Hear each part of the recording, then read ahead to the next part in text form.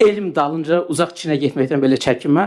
Amma İstanbuldan Çin sərhədinə qədər Orta Asiya dövlətlərinin və əksinə getmək üçün Zəngəzur dəhlizi işə düşməlidir. İnşallah bu dəhliz işə düşəndən sonra Türk dövlətləri arasında münasibətlərin bütün sahələrdə intensivləşməsi heç kimdə şübhə doğurmur. Mən bugün olan təkliflərin əsasında çox konkret bir təklif vermək istəyirəm. Və Avropa İttifaqı modelindən çıxış edərək. Deməli, Avropa İttifaqı müharibədən sonra gənc nəsli bir-birinə yaxınlaşdırmaq üçün Sokrates və müxtəlif proqramlar ortaya qoydu.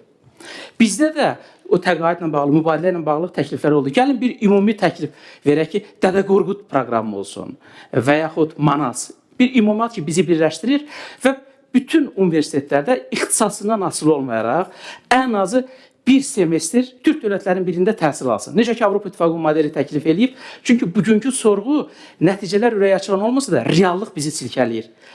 Dil birliyi, doğmalıq var, amma bir-birimizi tanımırıq. Tanımaq üçün də yol təhsildən gedir, mübadilədən gedir. O mübadilə üçün də və bunu biz necə təklif eləyək? Təklif ondan ibarətdir ki, bu il Türk dövlətlərinin 2 sammit olacaq. Biri qeyri-formal sammit Macaristanda, biri Azərbaycanda olacaq.